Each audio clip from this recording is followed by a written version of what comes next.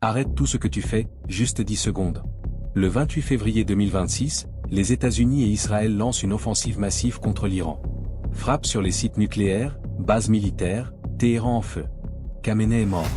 L'Iran riposte, missiles sur des bases américaines, menace de fermer le détroit d'Ormuz.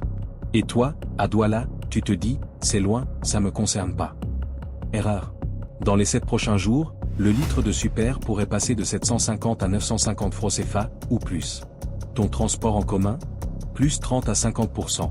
Le sac de riz importé? Plus 20 à 40%. L'inflation repart? Les produits de première nécessité flambent? Ce conflit au Moyen-Orient n'est plus leur guerre. C'est déjà notre crise énergétique, notre facture carburant, notre pouvoir d'achat qui s'effondre.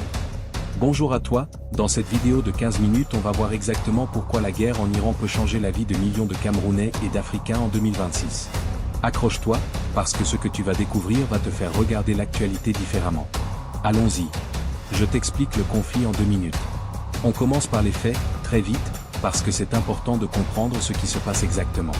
Fin février 2026, les États-Unis et Israël lancent une opération militaire massive contre l'Iran. Site nucléaire bombardé, base des gardiens de la révolution touchée, Téhéran en état de choc. Le guide suprême Khamenei est tué dans les premières heures. L'Iran riposte immédiatement, missiles balistiques sur des bases américaines en Irak et en Syrie, drones kamikazes contre des navires dans le Golfe. Et surtout, l'Iran menace de fermer le détroit d'Ormuz. Le détroit d'Ormuz, c'est pas une petite route. C'est le goulot d'étranglement par lequel passe environ 20% du pétrole mondial. 20%. Tous les jours. Si l'Iran bloque ce passage, même pour 10 ou 15 jours, c'est le chaos sur les marchés pétroliers. Maintenant, tu te demandes, pourquoi ça nous concerne au Cameroun? Parce que l'Afrique est l'un des continents les plus dépendants du pétrole importé. Nous ne produisons presque rien de ce qu'on consomme en carburant raffiné. Le Nigeria, l'Angola, le Gabon, l'Algérie, oui, ils exportent du brut, mais ils importent presque tout leur essence et leur gazole. Le Cameroun? On produit un peu de brut à Rio del Rey et à MVIA, mais la Sonara ne raffine qu'une fraction minuscule de nos besoins. Le reste vient par bateau, essence d'Europe, gazole d'Asie, kérosène du Moyen-Orient. Quand le baril Brent monte de 35% en une semaine, quand les tankers font le détour par le cap de Bonne-Espérance pour éviter Ormuz, quand les primes d'assurance maritime explosent, tout ça arrive directement sur ta facture à la pompe. Chiffre concret.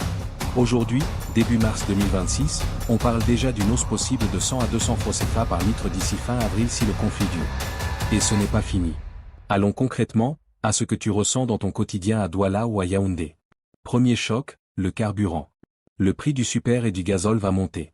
Déjà, les mototaxis, les taxis augmentent leurs tarifs de 20 à 30%. Ton trajet domicile-travail? Plus cher. Livraison de marchandises? Plus cher. Génératrice pour la coupure d'électricité? Plus cher. Deuxième choc, l'alimentation. Le riz thaïlandais, le blé, l'huile de palme importée, les engrais chimiques, tout ça voyage par cargo. Fret maritime plus cher, conséquence produit plus cher au marché central de Douala, à marché Mbopi, à Essos. Troisième choc, l'inflation générale. Transport plus cher, tout ce qui bouge coûte plus cher. Entreprises qui ferment ou licencient parce qu'elles ne suivent plus. Pouvoir d'achat qui font encore plus vite. Et n'oublions pas la sécurité. Si les proxys iraniens au Sahel perdent du soutien, les groupes djihadistes peuvent en profiter pour gagner du terrain. Le Cameroun, avec sa frontière au Tchad et au Nigeria, est en première ligne. Les scénarios pour 2026. Alors, qu'est-ce qui peut arriver maintenant? Scénario 1 court terme, le plus probable pour l'instant. Le conflit dure 4 à 8 semaines.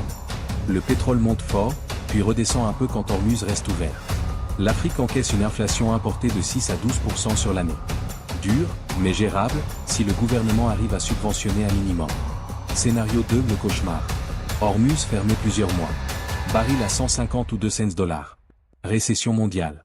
L'Afrique subsaharienne touche le fond, inflation à 2 chiffres, troubles sociaux, manifestations pour le coût de la vie. Scénario bonus, opportunité rare. Les pays producteurs africains comme le Nigeria, l'Angola, le Gabon et même le Cameroun gagnent plus sur leurs exportations de brut. Mais attention, chez nous, l'argent du pétrole ne descend presque jamais jusqu'aux citoyens. Il reste souvent en haut. Ce que ça change vraiment pour nous. En résumé, ce n'est pas une guerre lointaine qui se passe à la télé. C'est un domino qui tombe directement sur ta station-service Total à Aqua, sur ton marché de New Bell, sur ton salaire qui ne suit plus. Ce conflit peut aggraver tout ce qu'on vit déjà, vie chère, chômage des jeunes, coupure d'électricité, insécurité alimentaire. Mais il peut aussi nous obliger à réfléchir autrement. Consommer plus local, pousser le gouvernement à relancer la Sonara à fond, exiger plus de transparence sur les subventions carburant. On ne peut pas arrêter la guerre en Iran, mais on peut se préparer, comprendre, et exiger des comptes. Voilà, on a vu clair. La guerre en Iran n'est pas un film lointain. C'est déjà une hausse du gazole à Douala, un sac de riz plus cher à Bafoussam, un transport qui devient luxe à Yaoundé.